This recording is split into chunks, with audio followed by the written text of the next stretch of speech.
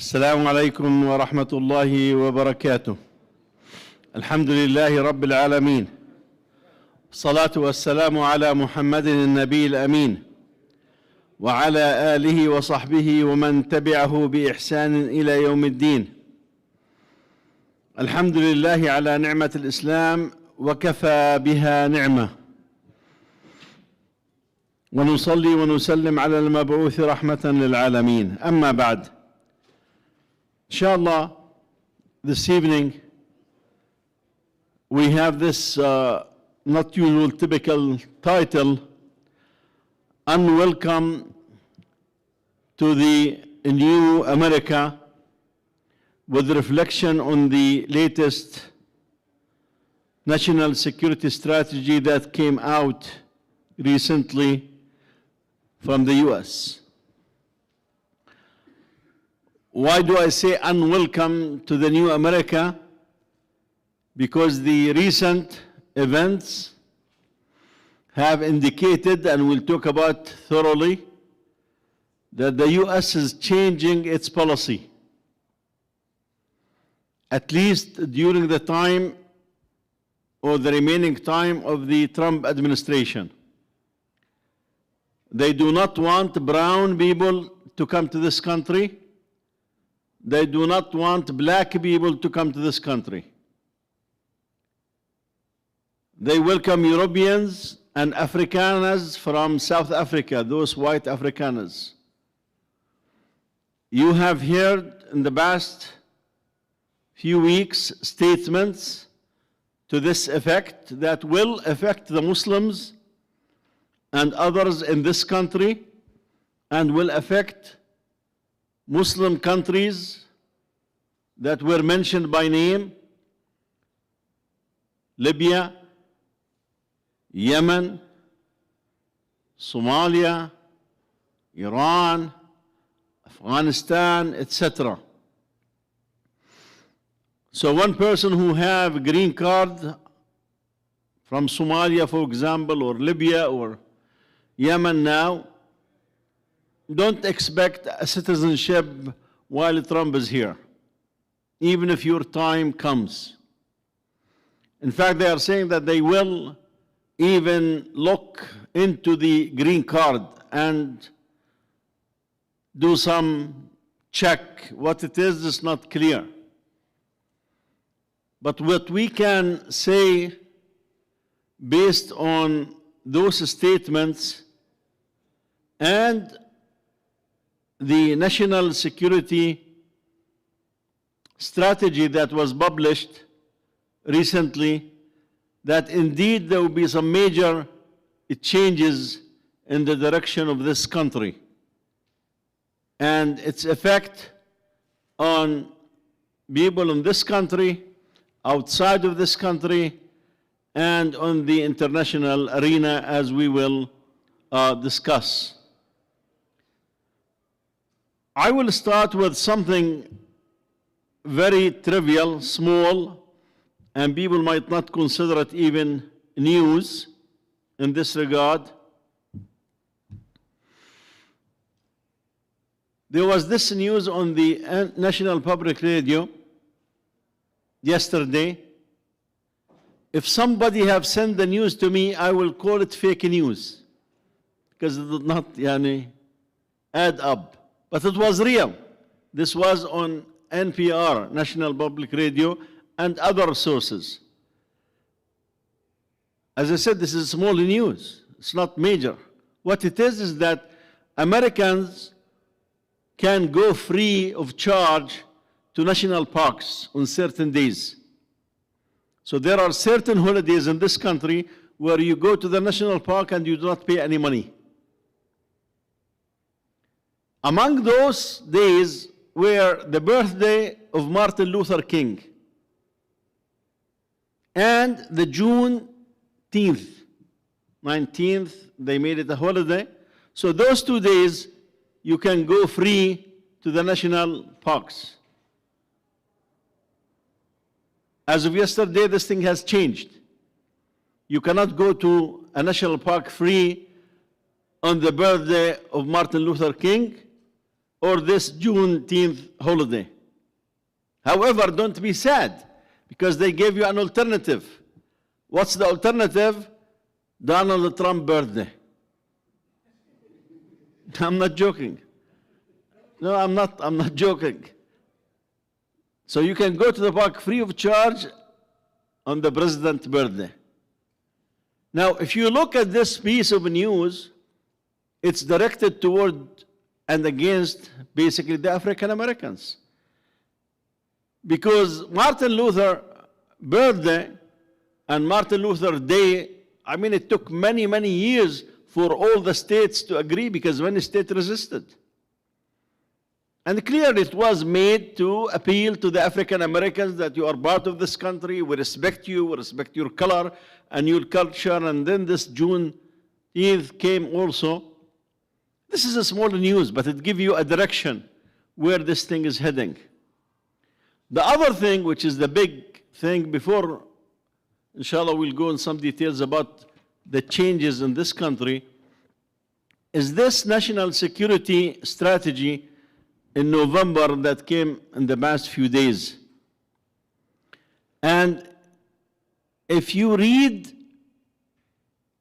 the introduction, I did not really want to quote it, so I said, no, let me read it.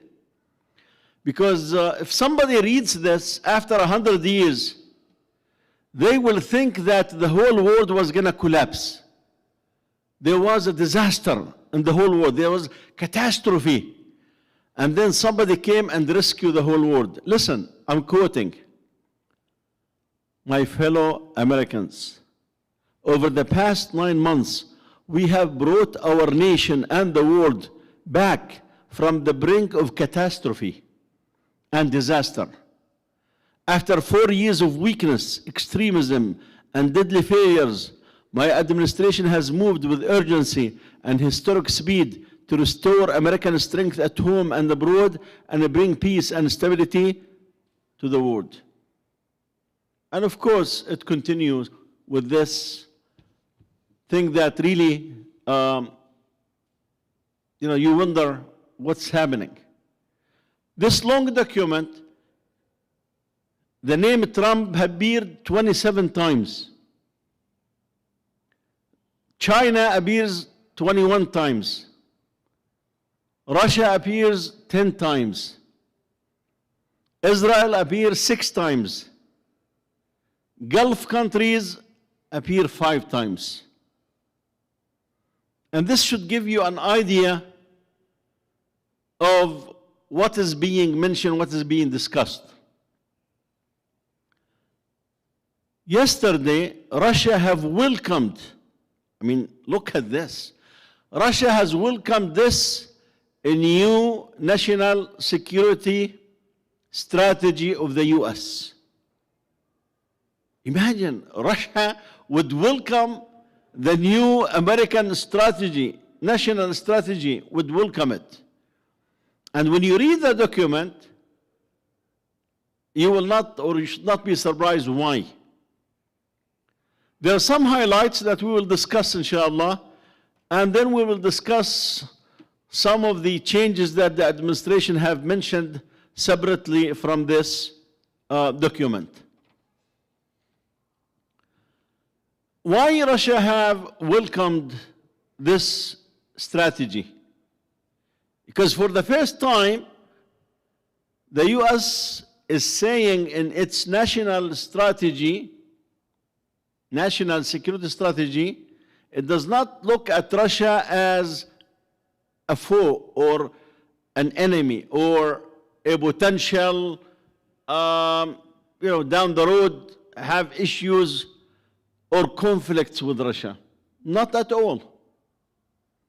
When they talk about Russia, they are talking about in the context of Europe and how the conflict with Europe and Russia and how the Ukraine war added to this and how the US is trying to work this thing out. That's major news. That's major news. That's major policy shift. That Russia is being presented in the document as someone that the US is working with Russia and Europe as if they are the same, on the same level. You know, we want to solve these issues, we want to bring stability, we want to do this, we want to do this. That's major in this regard. Another major part of this is the Middle East. So basically the government is saying, our new strategy, that this Middle East used to take lots of our time on a day-to-day basis and also on a long-term strategy. No longer the case. The US will pay more attention to its own interests, since this Middle East is no longer the way it used to be. For example, in terms of national resources, you know, the oil and the need for the oil and the conflict between the Israelis and the Palestinians. I mean, it says basically there that this was the item that used to consume the time of the US government, day to day and on the long term. So now this is on, not necessarily on the back burner, but it's not that important from now on. And usually such documents would need to be full of support for Israel and stand with Israel, whatever it takes with Israel, and we and Israel. There's none of this. Very mild thing that, you know, concern about Israeli safety and Israeli security and this and that. Minor. This is another major shift from before. A third one is, and this is in fact is on the top of the list because he started with it, the Western Hemisphere. There's something that's called the Monroe Doctrine.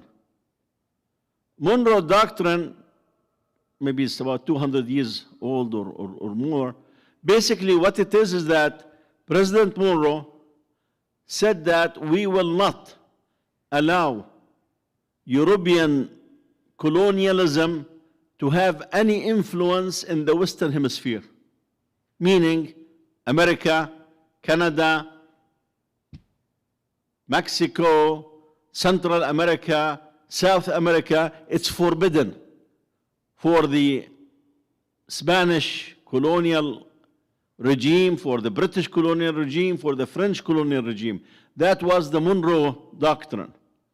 And for a while, the Spanish have still influence in this Western Hemisphere, but eventually, with the beginning of the 20th century, really, the Western Hemisphere became just a farm for the US, no more, no less.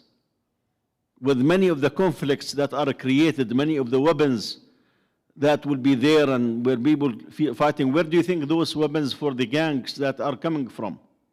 They're coming from the US. They send drugs to here, the US send weapons to them. But what is new is basically Trump is saying policy. Of course, I mean, they keep saying Trump plan for Gaza, Trump plan for Russia, Trump plan for policy. I mean, you know that that's not the reality. The reality is that there is a group around him who have their own agenda and working on these things, and they just give the name to whatever comes. If it works, you know, he's proud of it and keep talking about it. If it does not work, nobody hear about it after that. But he's saying basically from now on, no other country, and he's putting his name on that addition, no other country, of course he's targeting who? China. China basically. That they would not allow Chinese influence in the Western Hemisphere. Central America and South America.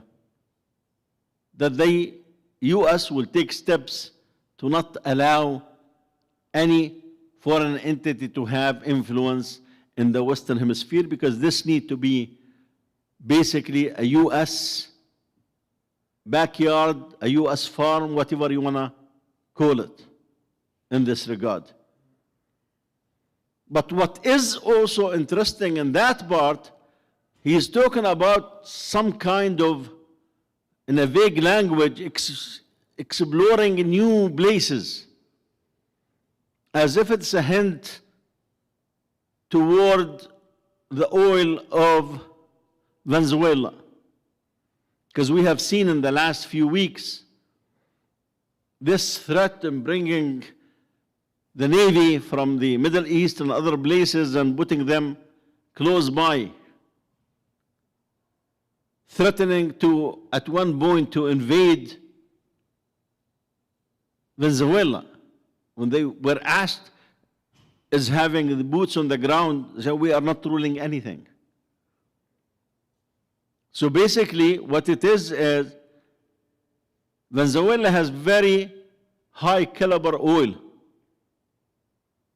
And the US is planning to have really those resources to come to it, either by agreement with the Maduro government or by going there with armed forces. Why do you think the government changed the name of the Department of Defense to the Department of War? Right? I mean, I remember growing up in the 60s. I was like 5, 6-year-old early. But what we have is instead of the Minister of Defense, it was Minister of War in Egypt, Minister of War in Syria, Minister of War in Israel. That was it. And then there was a shift. Suddenly all of them are Minister of Defense. I mean, they go destroy countries, but still they call themselves Minister of Defense. But Trump came and said, we're going to have from now on this Ministry of War. And we have seen what's happening with those boats. So this policy is talking about this part of the hemisphere and emphasizing on it and on the resources. That basically the resources should come exclusively to the US. The influence should be exclusively for the US. Nobody else. And whatever agreements that would need to be done, as you have, some of you are aware, when Panama tried to have a deal with the Chinese, the US went berserk and they threatened even to invade Panama and take over the canal. So this shows a seriousness to really limit the influence of any country, specifically China, in this Western hemisphere. There's lots of talk about Asia. Basically, the strategy is saying that all the previous administration have failed miserably because they were hoping that if they open the US market and they invest in China, then China will come to the standards that America expected. He said this did not happen. Instead, China became very strong and economically became very advanced and militarily also. So from now on, there will be this new policy toward that part of the world, built on two aspects. No war, so he's not planning war with China. Secondly, we're going to win the economic war with China and the others.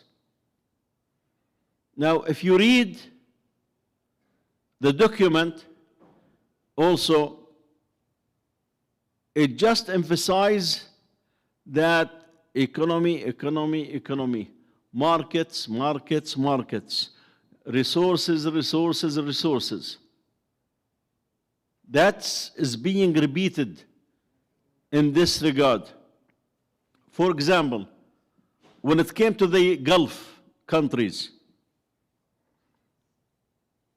and which is part of the Middle East, that yes, the Middle East has no longer that importance in terms of its oil resources to us, but it's still very important in terms of resources and investment. What does that mean? Well, what it means is that the wealth that Saudi Arabia have, the wealth that Qatar have, the wealth that the Emirati have, the wealth that Venezuela have, It should not be there. It should come here. And you have seen during the visit, I mean, this is an application of this policy during the visit to Saudi Arabia and Qatar and the Emirati. And when Mohammed bin Salman came to the White House and the president said the $600 billion investment the Saudi promised, I hope they will be made to 1 trillion. Ibn Salman said, yes, it's 1 trillion. Wait a minute. I mean, Saudi, they have a deficit of $40 billion in their budget. I mean, they announced 40 billion, and I guarantee you, when they say we have a deficit of 40 billion, it's 140 billion, because they are wasting money left and right. Don't trust those numbers. I remember Anwar Sadat, each year used to say we have a surplus, we have a surplus, we have a surplus, that they have a budget surplus.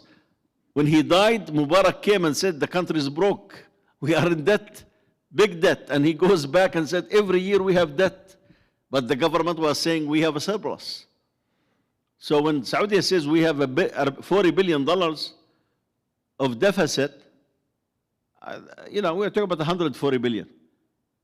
Regardless, where's the money going to come from? Well, they're going to come to American banks and borrow money to invest in America. I mean, that's the new logic. Because this is what the US is saying they need to do. They think that the destiny, al-qadar, did not do fair, because those resources should have been here anyway. And the conflict with Venezuela is definitely not drug-related. I mean, they just released the former president of Honduras.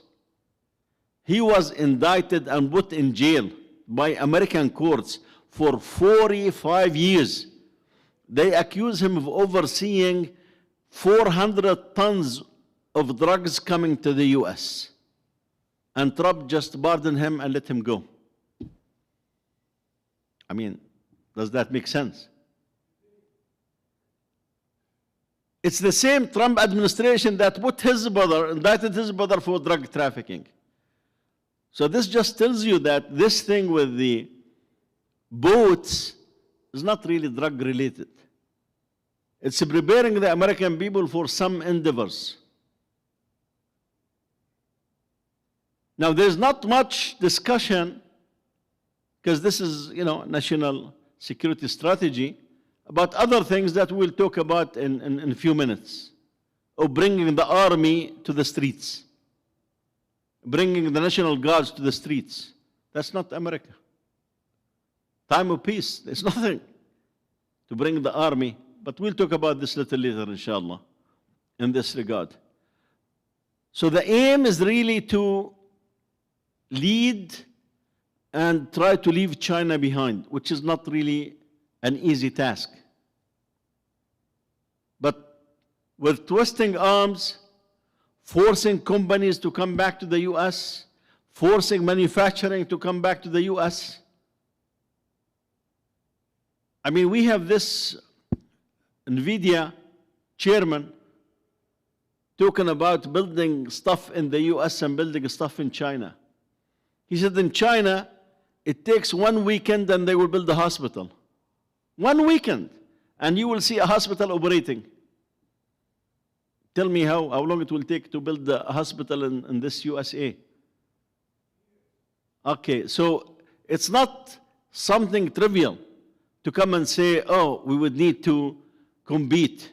Yeah, that's why there are different tools that they are talking about. Tariffs.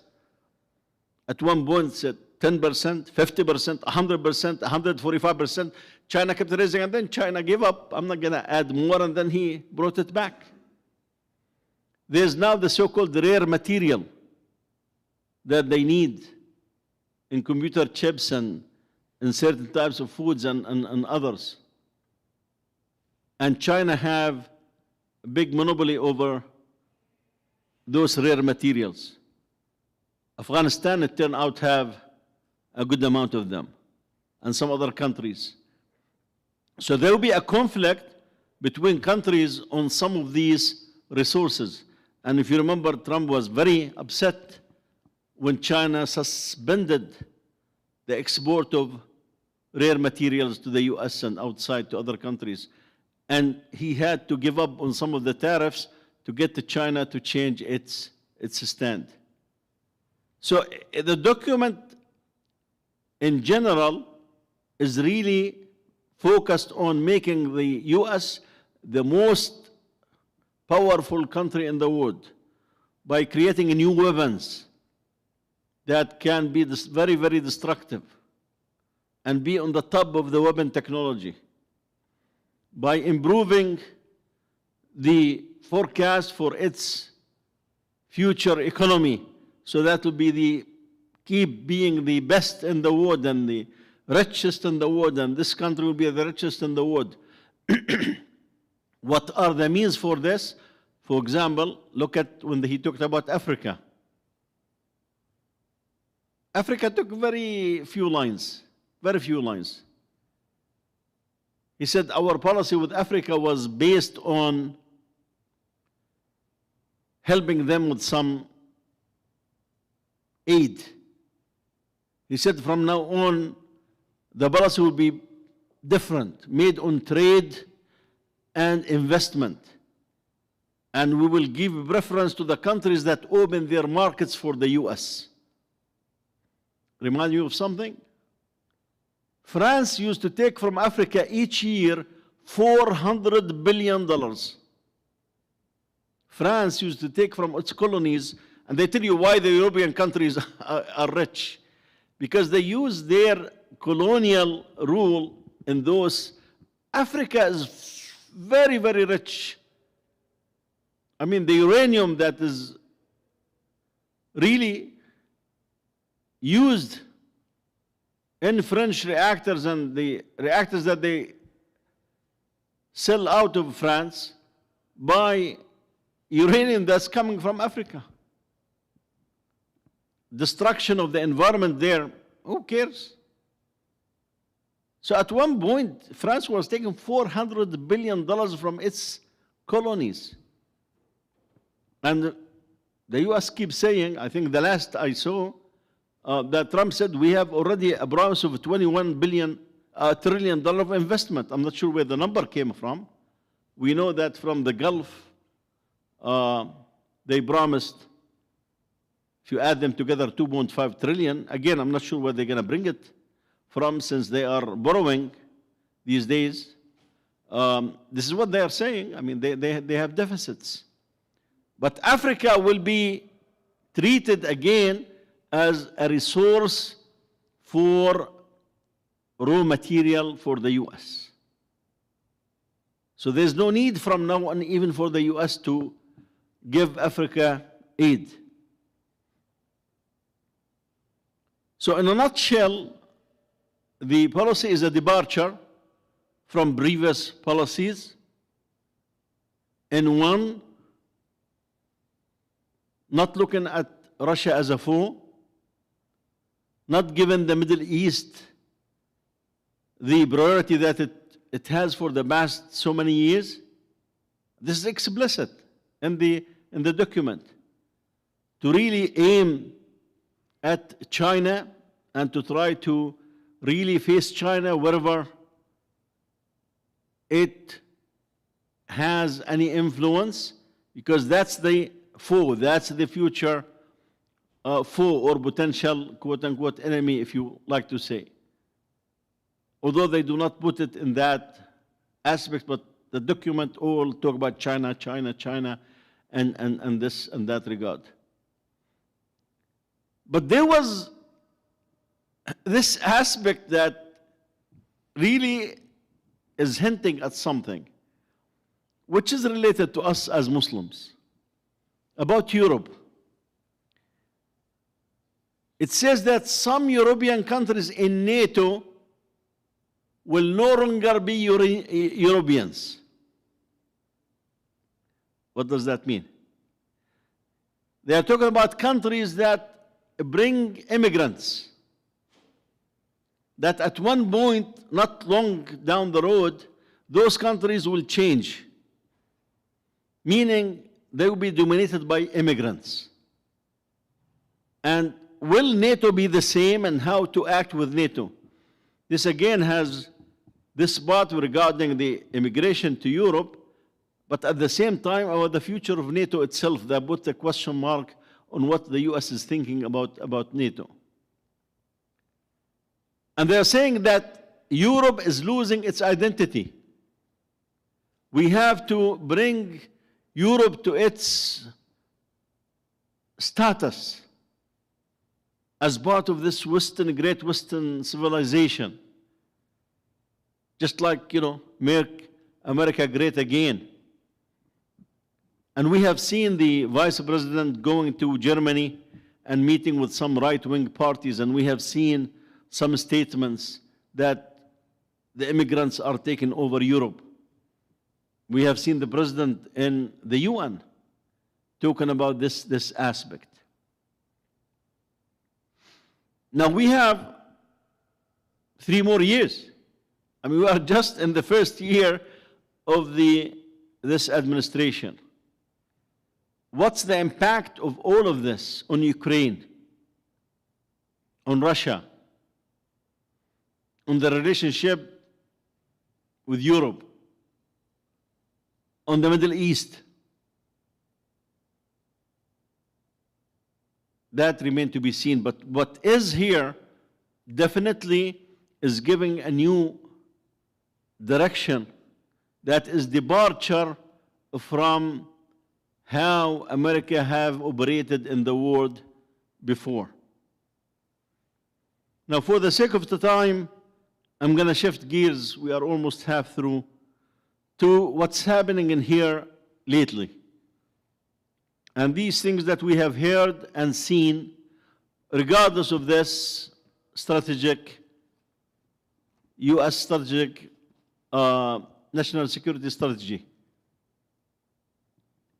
Many of you have noticed that some changes, they were not major, but they were subtle changes that should have given hints. For example, G20, the group of 20, is countries that have advanced economies.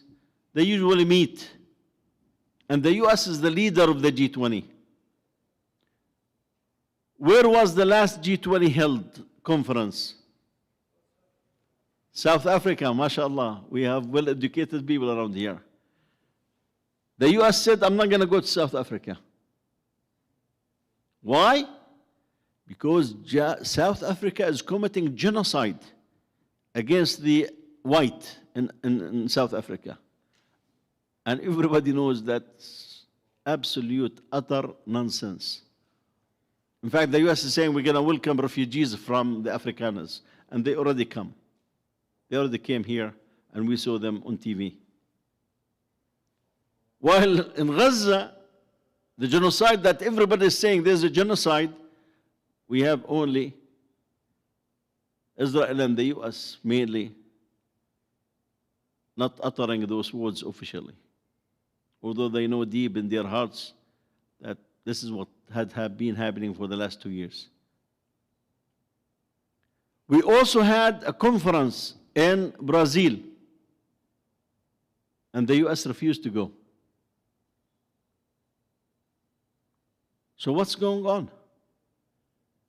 What's going on, we have seen it after this guy, Rahmanullah, have killed this young lady from the National Guard and injured another one. Remember about maybe 2 weeks ago or so, the US said that an Afghani refugee who was living in Washington, Seattle, drove all the way to Washington, D.C., and within 2 blocks of the White House, shot 2 National Guards. And after that, they took the opportunity and they have suggested massive changes to immigration and even to the immigrants who are already here. The government looks like was ready. They came and said 19 countries, we will not accept refugees from them. And there will be some restriction on them. And if they are living in the US and they have green cards, we're going to investigate them. And of course, better not to dream even to become a US citizen until after 3 years and 2 months, when this thing may take a different turn. Then the lady who's responsible for the national or this security came and suggested, no, let's make them 30 countries in this regard. And then there was this statement that came, we do not want people from third world countries.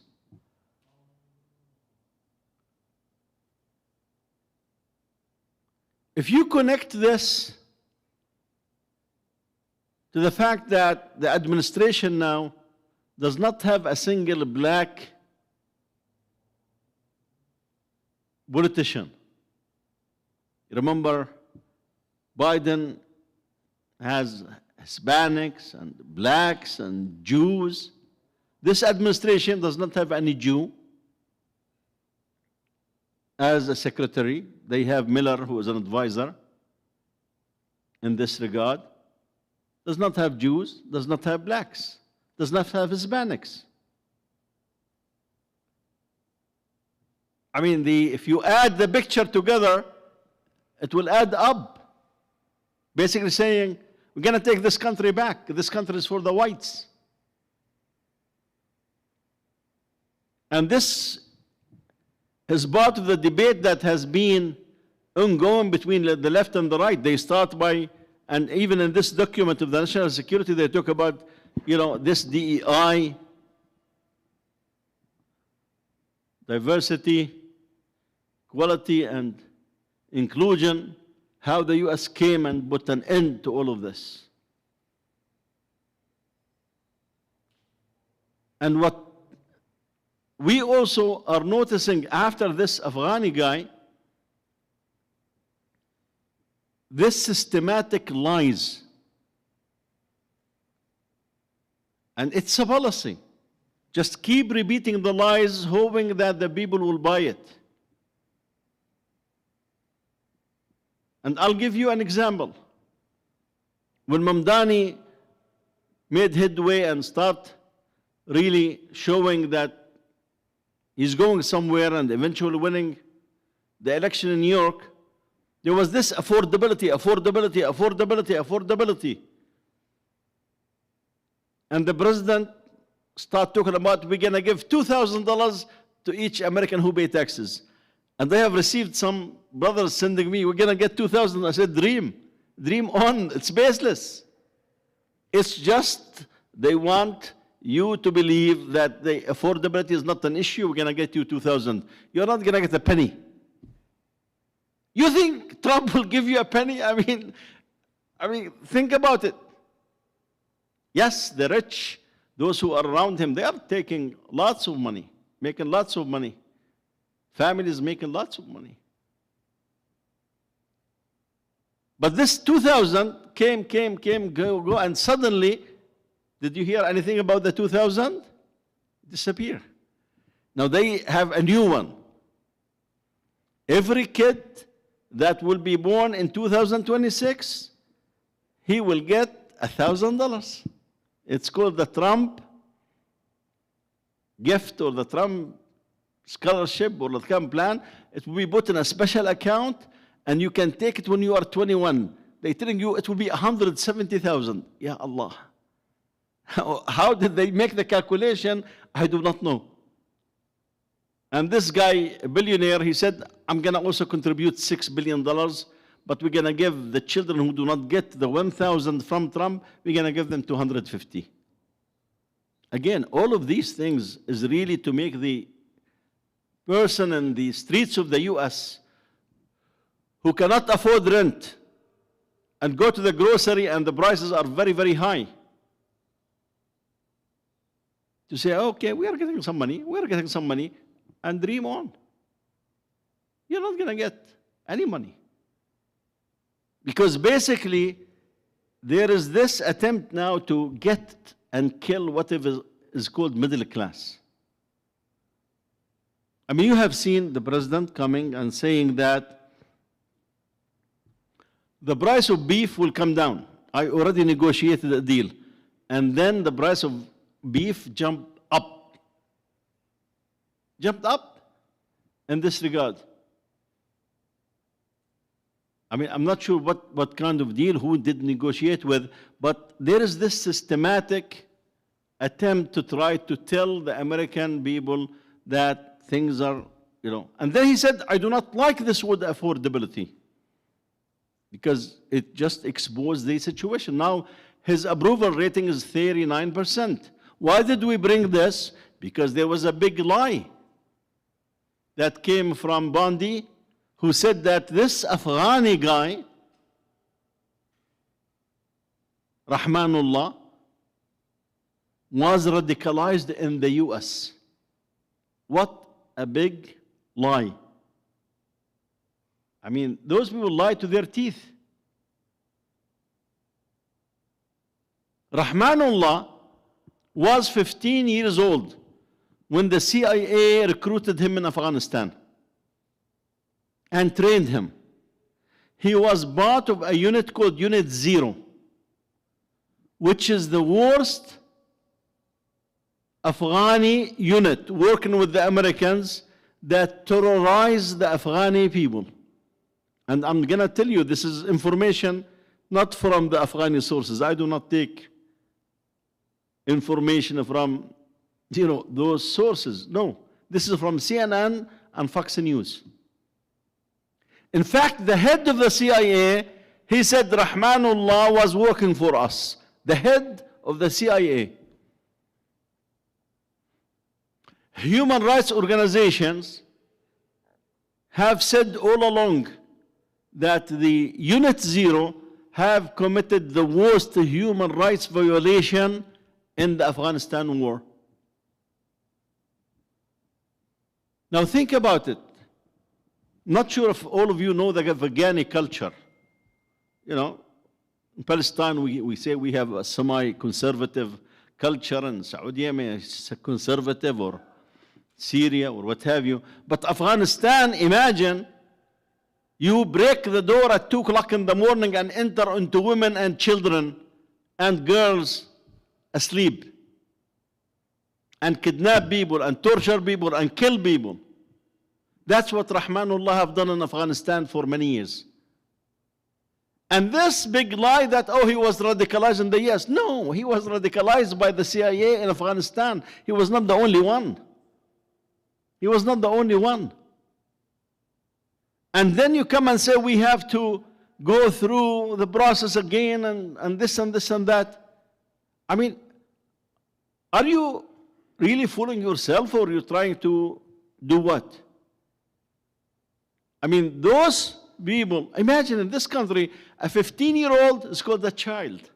If he commits a crime, you need to take into account he's a child. A 16-year-old, a child. But in Afghanistan, the CIA will take a 15-year-old and train him to be a monster, to be a terrorist, to be a torturer, to torture his own people. So Rahmanullah, he's a shaitan, in fact, not Rahman, he's a devil, before he came here. Of course, he killed this innocent National Guard. But tell me, how many Afghanis did he kill? How many Afghans did he torture? How many Afghans did he kidnap? Oh, those do not count. Brother, they are third world countries. What count is American. That's a human being. The others are, sub-humans. Who cares about them? Because they told the world that it's enough to say about somebody that he's a terrorist. You know, the late Edward Said, in fact, 2 weeks before he died, he had a piece. He said in the US and Israel, they will bomb and kill people, and they will tell you we bombed and killed terrorists. No question asked. That's it. You do not need to know who are they, what was their past and their future, who are their families. That's it. They are terrorists, so they deserve. This has been happening in Palestine and Afghanistan and Iraq. What's good about this national strategy, in fact, is they mentioned that those days of nation building, and when they messed up in Afghanistan and Iraq, destroying those two countries, said this is over.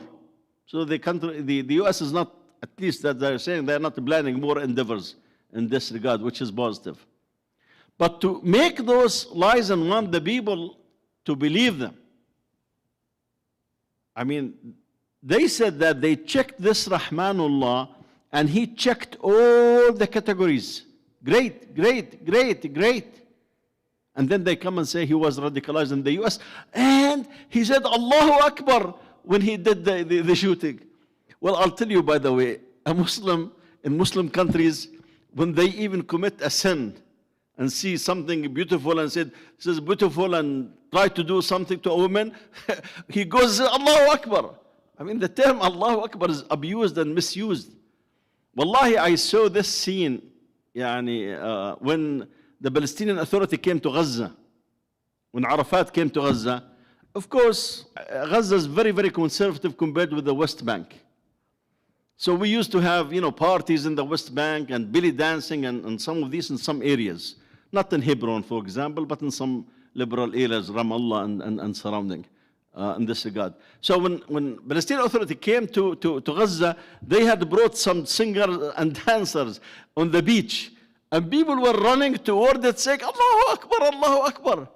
I mean, they are going to commit sins or saying, you tell me, and Rahmanullah said Allahu Akbar. I mean, give me a break. What does that say? What does that mean?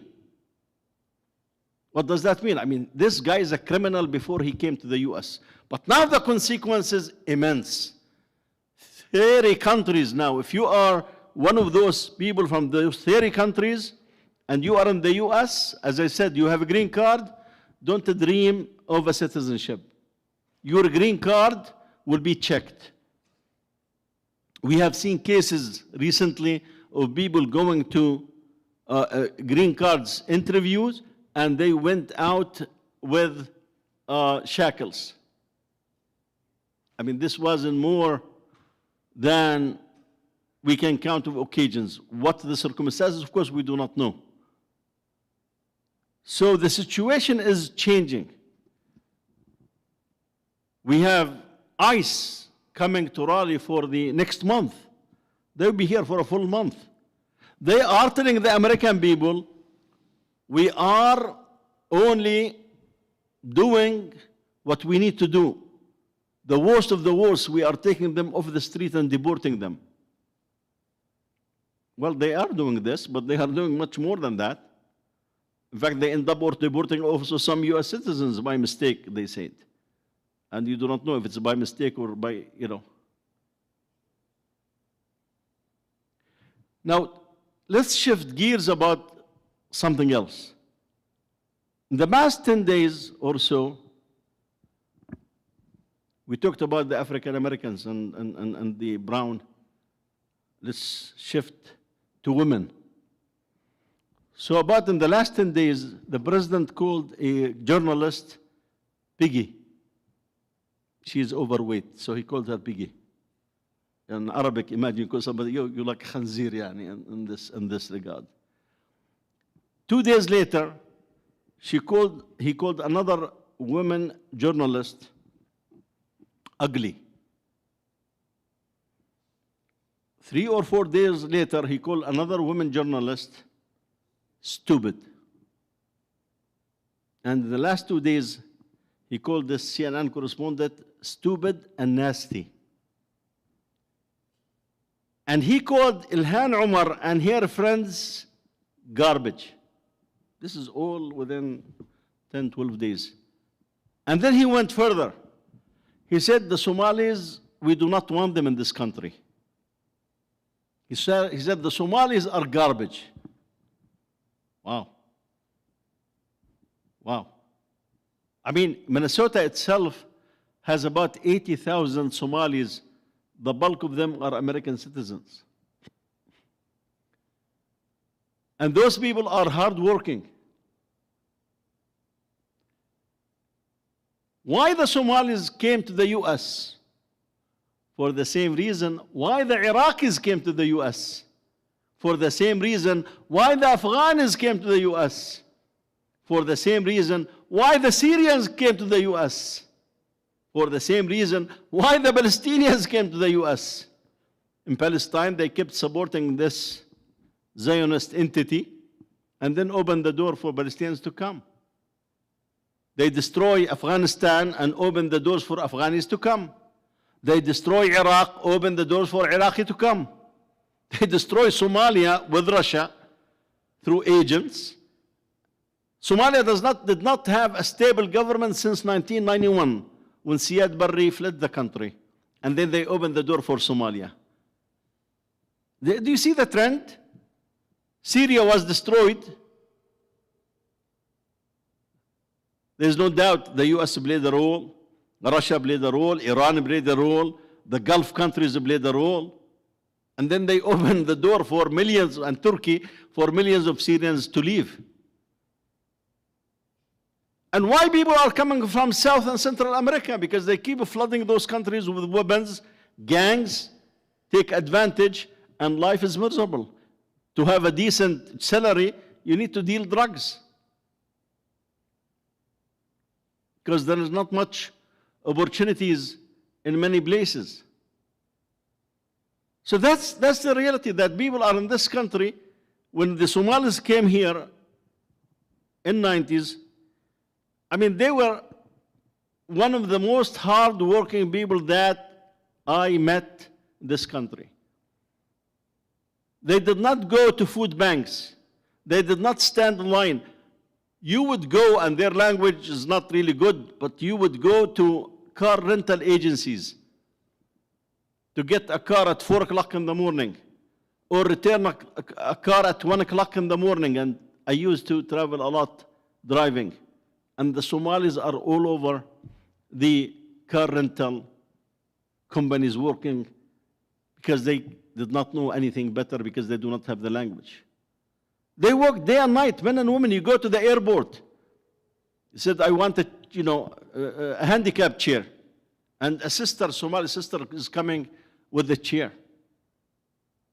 so that they could educate their children and have, live in a decent life. So what the administration now is giving this impression that those Somalis are what? Garbage, astaghfirullah. Those are very honorable people. And this is not the first time that we have seen the system hitting at those Somalis. Look at the FBI documents, some of what was released by agents. They said, we wish we could bomb this place, which is at the center of Minneapolis, where the Somalis are. The New York Times published part of that dialogue when one of those guys who was African American, working as an FBI agent, came out and exposed what's being discussed and what's being said about the Somalis in Minneapolis. This was about 10, 15 years ago. And he ended sending documents and discussion that was taking place to the media without people knowing who he was until the government discovered him. He said, I mean, he's African American. He said, I am black. And they were discussing how, they look down at those blacks because Somalis are blacks. And what they said they hate the most is seeing Somalis with hijab, putting the phone under the hijab and talking and working. He said this really bothered them a lot, that they have the hijab and they have the phone under the hijab. You do not know why. I mean, in a meeting, official meeting of the FBI, saying that one of the guys, one of those white guys said, I wish that this place where the Somalis are concentrated, they'll be bombed and all of them die. I mean, those are US citizens. Those are people who are working very hard. Somebody may come and say, oh, brother, or American, or Muslim, or this and that. There were some Somalis that are very bad people. Yeah, oh, there are very bad people in every color, in every community, in every ethnicity, in every nationality. But that's not what the Somali people are all about. But again, this fits within what we are discussing. That the blacks do not belong. Women, they have problem with women. I'll give you another example. 2 weeks ago, the Secretary of War came out and said that from now on we will not cooperate with the Boy Scouts. The Department of Defense used to be called. They used to have a relationship with the Scouts. So basically, if somebody goes through the Scouts, he goes to the army, they give him some special status. They will support them with money. Now, do you know why the Department of Defense is no longer gonna cooperate with the Boy Scouts? Because they accepted girls as members. I mean, are we living in America, brothers, sisters? Or even the Americans, are we living in America or we are in a different place?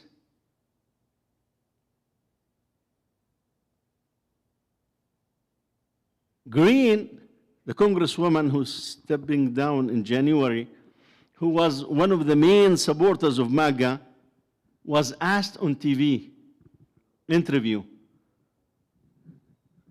you know, why all this support for MAGA and for Trump and this and that?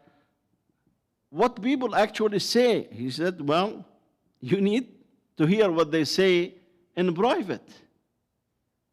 They make fun of the guy, they talk down at the guy and all of this. She said they used to make fun of me because I supported him. But she said the moment that he won the election, everybody start kissing his, you know, whatever she mentioned. And if a person even wanted to say something, he would need to say, I'm not running for election, because he knows that they will put money and bring people. Tell us, our own senator, he started talking back at Trump, and when Trump started threatening, he said, oh, by the way, this is my last term. That's why he's talking back. But if this country is hijacked, and so far it seems it's hijacked for the interest of Russia and for the interest of certain sector in this country, there is great tragic consequences. Why the army is in the streets? I will remind you that in the year 2020, when Trump lost the election and he said it was stolen, one of his advisors suggested that bring the army to the streets and you stay in power. Why the army is being brought to the streets? Why the National Guard is being brought to the streets? There's no need. I mean, the army does not belong in the bases. No one is willing to answer from those officials other than saying we are after those criminals, the worst of the worst, and so on and so forth. Where this thing is heading, I mean, remain to be seen, because those drastic changes, as I said, either on the international, in relationship with Russia and Europe, the Middle East, and Venezuela, we have seen US senators calling what happened last week of a second bombing a war crime. A war crime. Because two people tried to survive. They have no weapons, they have nothing. They were just sinking. They tried to survive, and they bombed them. When the Secretary of War was asked, he said, I was there in the first bombing, but then I left the room, and the second bombing happened. So basically, he threw it on another guy. Remember, the same person who was in charge of the Pacific was an African American, and he quit about 4 months ago because he realized that they will do certain things and they will blame him. And he had, really the vision in this regard. I close by saying, as Muslims, whatever tests that come, we know that we need to prepare for that test. And in no way we even will be tested 1% or 0.1% of what the Gaza people have been tested, or what the Afghani people for 20 years have been tested, or what the Iraqi people for 20 years have been tested, or what the Yemeni have been tested with, what the people in West Bank is facing every day. But losing a country that at one point fought colonialism around the world. Yes, somebody may say that that's for their own interest, and that's true. But at least they had certain, on the surface, certain ideals. And to see this major shift, starting from saying, you're no longer going to have this Martin Luther special treat on Martin Luther King birthday or the Juneteenth birthday, to 20 or 29 or 30 countries that from now on, we really do not want people from there. We don't want people from the third world countries. The thing is that America have already overcome this, because that was the policy 150 years ago.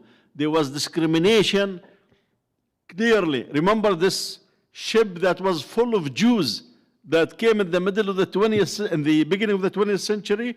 They returned it from the port when they knew that Jews are there. So there was a time that people cannot come from Asia, from the Middle East, from those countries.